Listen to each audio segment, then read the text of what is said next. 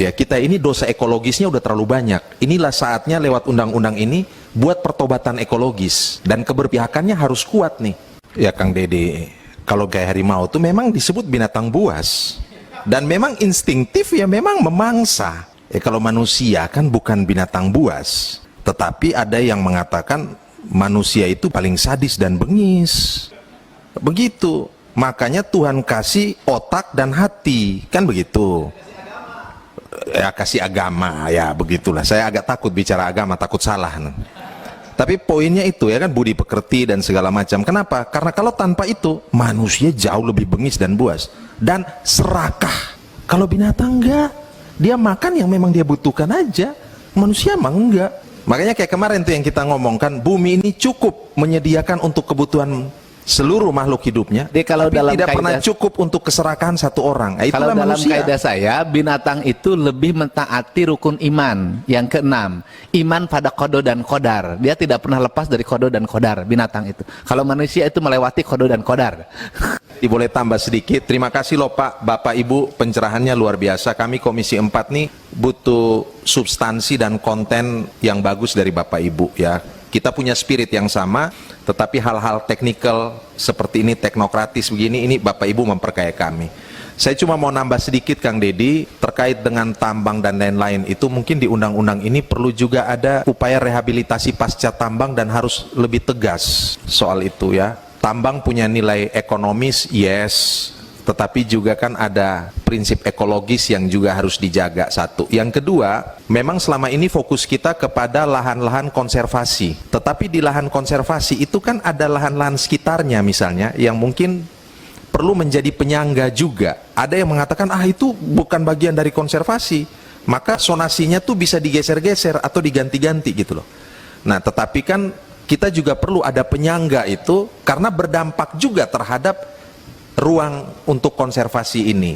Terus terang, undang-undang ini tuh yang saya selalu khawatirkan itu adalah zona konservasinya makin mengecil ya, zona investasi eksploitasinya makin membesar. Tragisnya kalau investasi dan eksploitasinya itu tidak memenuhi kaidah etika lingkungan. Itu yang saya takutkan, Pak. Terima kasih.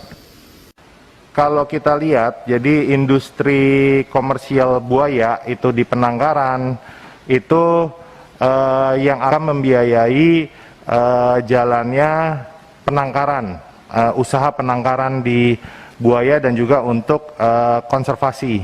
Jadi di mana apabila suatu satwa itu masih memiliki nilai ekonomis, itu kemungkinan besar tidak akan punah. Contohnya seperti ayam, kambing, itu karena satwa itu memiliki nilai ekonomis, maka satwa itu bisa tidak akan punah karena ada nilainya dan akan dibiarkan, dikembangkan, ditangkarkan oleh pengusaha-pengusaha yang ada.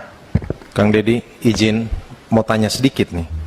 Jadi maksudnya buaya itu sama seperti ayam dan kambing? Enggak, dalam Pak. konteks ini?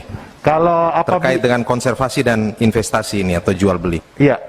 Apabila buaya itu suatu satwa itu memiliki nilai komersial, Pak. Jadi seperti buaya ini kan ada nilai komersial di kulitnya, Pak. Dan kemudian sekarang ini mulai perdagangan di daging, ada permintaan di daging.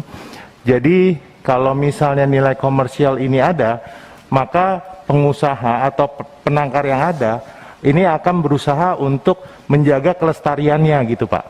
Jadi sebenarnya untuk menjaga kelestarian ini, apabila memang ada nilai komersialnya, kemungkinan satwa ini akan dijaga gitu, Pak. Silakan, Pak. Gimana mendamaikan nilai komersial yang adalah investasi, ujungnya profit oriented, dengan kepentingan pelestarian atau konservasi? Jadi kalau bisa dilihat di sini, Pak, jadi kalau di tengah itu adalah dia komersial. Komersialnya itu, nah komersial itu yang akan nanti membiayai penangkaran sebelah kiri, Pak, kreatif dan transform di penangkaran, dan kemudian bisa membiayai konservasi, Pak. Kesimpulannya, permintaan komersial industri ini tidak mengancam kepunahan buaya. Karena tadi Bapak ngomong itu menyamakan buaya dengan kambing dan ayam. Saya ingin tanya betul nih. Ini serius loh Pak. Iya. Jadi maksudnya itu seperti kalau kayak ayam gitu Pak, karena ada nilai komersilnya, akan diusahakan untuk ditangkarkan, akan dijaga kelestariannya gitu Pak. Jadi mungkin bukan sama, tapi konsep pemikirannya aja gitu Pak. Jadi untuk membiayai untuk membiayai penangkaran dan juga untuk konservasinya Pak. Ini Pak, Kang Deddy saya izin. Kenapa saya bertanya seperti ini? Karena mindset ekonomi itu melihat segala sesuatu itu sekedar sebagai komoditas yang bisa diperjualbelikan dan kemudian ujungnya adalah akumulasi profit. Bicara soal konservasi ini, ketegangan itu persis di antara kepentingan konservasi dan kepentingan investasi dan eksploitasi yang merusak alam dan mengancam kelangsungan keanekaragaman hayati. Begitu. Ya. Ya, jangankan buaya Pak. Saya kasih contoh. Burung pemangsa belalang di kampung saya di NTT Pak. Karena ditembak terus oleh para pemburu pakai senapan angin Pak. Punah. Apa dampaknya Pak? Tidak ada keseimbangan ekologis spesies, tidak ada lagi pemangsa belalang, maka pada saat-saat tertentu terjadi itu hama belalang makan semua hasil pertanian masyarakat Pak. Nah ini hati-hati Pak, terus terang. Saya ingin menegaskan soal undang-undang ini karena namanya adalah undang-undang konservasi, maka spirit utamanya adalah konservasi. Dan hari ini konservasi di Republik ini terancam karena investasi, karena kerakusan dan ketamakan kita. Makanya saya tanya betul soal ini. Karena terus terang Pak, dalam banyak kasus, Kang Deddy, kepentingan konservasi itu mengalami proses marginalisasi, digilas oleh kepentingan korporasi yang ujungnya adalah profit oriented dalam berbagai aspek Pak. Ya, mungkin ini poin dari saya untuk sementara Pak. Baik, nanti terima kasih. menengahi saja bahwa yang diambil sumber daya ekonominya adalah yang ditangkar. Betul, yang Ya kan? ditangkar Pak. Bukan Yang dari dikembangbiakan, yang ditetaskan sendiri. Betul. Itu kan, sehingga lahirlah namanya penangkaran buaya. Betul. Sedangkan yang di luar penangkaran, di kawasan-kawasan hutan, di sungai, laut, semuanya merupakan yang dilindungi, tidak boleh Manfaatkan. dijual belikan, kan itu intinya kan? Betul, Pak. Intinya itu. Jadi prinsip dasar adalah penangkaran itu tidak mengganggu konservasi. Betul. Nah, tetapi profit dari penangkaran itu harus sebagian digunakan untuk mendukung konservasi. Betul. Itu intinya kan? Betul Pak. Iya. Silakan Pak. Bahkan kalau poin itu saya setuju Kang Deddy.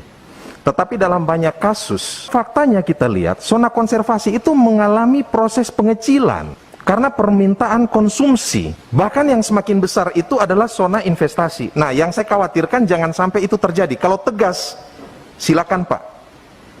Kalau tegas silakan. Mulai digeser-geser, kemarin ini zona konservasi. Kemudian zona ini berubah menjadi zona pemanfaatan dan bisnis. Masyarakat adat yang hidup di situ kemudian dipindahkan. Ini misalnya contoh saja. Terus terang saya agak khawatir soal-soal begini ya. Walaupun Bapak menjelaskan, oh kami tidak mengganggu. Di zona konservasi ini adalah aktivitas budidaya kami misalnya. Ini harus sampaikan. Terima kasih Kang Deddy. Terima kasih. Yang jelas penangkaran itu tidak ada kaitannya dengan zona konservasi. Betul Pak. Ya kan? Ya, betul. Penangkaran buaya kan bisa buat di luar zona konservasi. Ya, nah, kalau di daerah Subang tuh ada di Belanakan tuh penangkaran betul, buaya. Pak. Eks itu jadi Pak. Nah. Ya. Saya kira perusakan alam, ancaman terhadap keanekaragaman hayati bukan saja terjadi karena ada orang-orang jahat yang melanggar hukum. Tetapi jangan sampai hukum ini sebenarnya melegalkan kejahatan itu. Karena itu keberpihakan kita harus tegas. Maka tadi sejak awal saya bicara soal, ya kita boleh optimis, Kang Deddy, kita boleh optimis bahwa dengan undang-undang ini akan semakin memperkuat konservasi kita. Tetapi realitas faktualnya, ruang buat konservasi itu hari ini tuh makin menyempit. Dan bisa digeser-geser sonasi-sonasi itu salah satunya. Ya, tergantung. Dan mohon maaf, saya senang Bu pelibatan berbagai aktor dengan perannya. Pentahelix, triple helix atau apapun juga. Tapi hari-hari ini mohon maaf, bukan sekedar kompetensi intelektual saja. Karena itu juga bisa diatur lewat begini-gini kan. Maka integritas itu yang lebih utama. Ya, apapun namanya begitu. Karena itu menurut saya Pak Budi, memang pelibatan partisipatif ini menjadi kata kunci. Oke, kita bilang bahwa harus ada otoritas legal, yes, yang memiliki kompetensi. Tetapi siapa yang menjamin suatu lembaga ini betul-betul akan tetap sejalan dengan konservasi? Memangnya tidak akan ada konflik of interest? Itulah kenapa kita memilih sistem demokrasi, supaya checks and balances, supaya diskursus itu harus. Maka dalam undang-undang ini harus dibuka juga ruang partisipasi aktif. Tadi Pak Budi udah bicara, oke korporasi, oke NGO, oke masyarakat adat. Nah, masyarakat adat ini penting. Kenapa? Bahkan menurut saya di undang-undang ini peran, keberadaan dan fungsi masyarakat adat ini harus lebih kuat. Karena saya percaya mereka punya local wisdom, mereka punya nilai-nilai tradisi, semacam kesalehan tradisional masyarakat adat. Ya? Saya kira ya. Iya. Iya, betul. Kenapa? Karena memang mereka hidup di situ, itu rumah mereka. Dan mereka mungkin percaya bahwa bisa terselamatkan karena menjaga hutan, menjaga air, menjaga alam, dan seterusnya. Jadi, dan sanksi, saya kira memang sanksi harus tegas betul. Yang Kang Deddy omong tadi itu kan sekedar ilustrasi. Sebenarnya Kang Deddy mau katakan sanksi ini harus tegas. Tidak bisa lagi 50 juta, 100 juta. Dalam sini kan kita udah tadi adalah Pak ya, sudah menurut saya sudah sangat lumayan. Sanksi harus tegas. Ya. Oh, satu hal lagi. Edukasi ini penting. Ya. Literasi dan edukasi ini penting supaya menjawab apa yang menjadi kekhawatiran Ibu pimpinan Bu Anggi tadi. Oh, masyarakat kadang bukan bermaksud mau melanggar juga, tetapi kalau edukasi itu tidak dilakukan, nah ini juga bisa membahayakan kita. Maka ada aspek edukasi dan literasi di situ sehingga masyarakat juga bisa lebih sadar. Terakhir, Kang Deddy tadi sudah omong, ya, externalities cost itu harus ada. Lu sudah ambil banyak dari alam ini, kemudian lu harus balikin. Ini seperti yang kemarin kita omong soal penerimaan negara bukan pajak dalam sektor kehutanan, ya, yang tidak ada jaminannya bahwa PNBP itu akan kembali ke kehutanan. Gak bisa. Ini nih kita mau serius bernegara atau mau main-main? Itu aja Kang Deddy. Dan terus terang Kang Deddy, ini pertaruhan kita sebagai anggota DPR RI yang ada di Komisi 4. Kita nggak bisa main-main. Pak Budi ngomong, Pak Budi ini saya tahu dengan passion pribadinya sangat kuat untuk mendorong hal ini. Makanya hari ini dipantingin terus sama dia ada di sini. Kang Deddy juga seperti itu. Dan saya juga mau ngajak teman-teman Komisi 4, ini harus menjadi konsen kita bersama untuk mengawal proses ini. Bapak Ibu Saudara sekalian, kami Komisi 4 sangat terbuka untuk masukan ini karena terus terang saya pribadi secara rendah hati mau katakan tidak banyak hal yang saya tahu. Tetapi spiritnya kita sama. Cuma dari aspek teknis itu bapak-bapak harus perkaya kita. Ya, karena bicara soal koral kan ada hal teknikal sekali. Bicara soal harimau, begitu juga buaya dan sebagainya. Saya kira demikian Kang Deddy. Terima kasih, saya kembalikan. Terima kasih. Ini orang-orang yang punya semangat, Pak. DPR ini yang punya semangat, cuman memang belum punya kuasa, Pak. Itu aja. Jadi semangatnya kuat, kuasanya masih pendek. Mudah-mudahan setelah punya kuasa jangan sampai berubah Kang Deddy. Iya, mudah-mudahan ke depan bisa kuasa dan semangatnya sama. Kang Deddy, terima kasih. Yang pertama saya mau menyampaikan terima kasih kepada Bapak Ibu semua untuk pengayaan dan pencerahannya. Sangat bermanfaat bagi kami. Yang kedua, mungkin penekanan konservasi berbasis komunitas. Ya, ini menjadi salah satu kata kunci yang harus kita tuangkan dalam undang-undang ini, dan terkait dengan komunitas ini ada beberapa aspek. Yang pertama, pelibatan partisipatif mereka. Karena saya percaya komunitas, terutama masyarakat adat, punya nilai, punya local wisdom untuk menjaga ini. Yang kedua, pemberdayaan terhadap mereka ini. Karena terus terang, saya agak khawatir jangan sampai justru mereka akan mengalami proses marginalisasi. Yang ketiga masih terkait dengan konservasi berbasis komunitas ini. Saya ambil contoh aja di Taman Nasional Komodo, Pak. Itu masyarakat adat di sana tuh tidak punya kedaulatan agraria. Mereka bisa direlokasi di mana-mana. Bisa digusur karena alasan investasi. Nah, ini bagaimana undang-undang ini membela ini? Itu yang pertama, soal konservasi berbasis komunitas. Yang kedua tadi saya catat ada sejumlah satwa endemik yang terancam punah. Di NTT tadi Bapak sebutkan soal penyu mulut putih ya, lidah, kura-kura rote, bahkan juga elang Flores. Nah, ini bagaimana, mungkin di banyak tempat lain ada juga seperti ini. Kira-kira bagaimana undang-undang ini harus membahasakan ini sehingga ada perlindungan terhadap ini, ya. Mungkin kalau yang kita lihat, bisa saja tadi Bapak menjelaskan karena ada, saya lebih suka pakai kata pembakaran hutan, bukan kebakaran. Karena ini sistematis dan sadar, pembakaran hutan mengakibatkan terancam. Tetapi ada juga aspek pentingnya edukasi bagi masyarakat. Ada masyarakat yang tidak tahu bahwa satwa ini dilindungi. Nah, ini juga mungkin undang-undang ini juga harus bisa menjawab itu. Yang ketiga yang saya ingin tanyakan, menurut bapak-bapak, sonasi itu konstruktif atau destruktif buat konservasi? Sonasi itu dari hari ke hari itu semakin membesar zona konservasinya, atau zona konservasinya makin mengecil? Saya ingin tanya soal ini. Bagaimana pendapat bapak sekalian? Terakhir penutup, Indonesia ini masterpiece of God, karya agung Tuhan.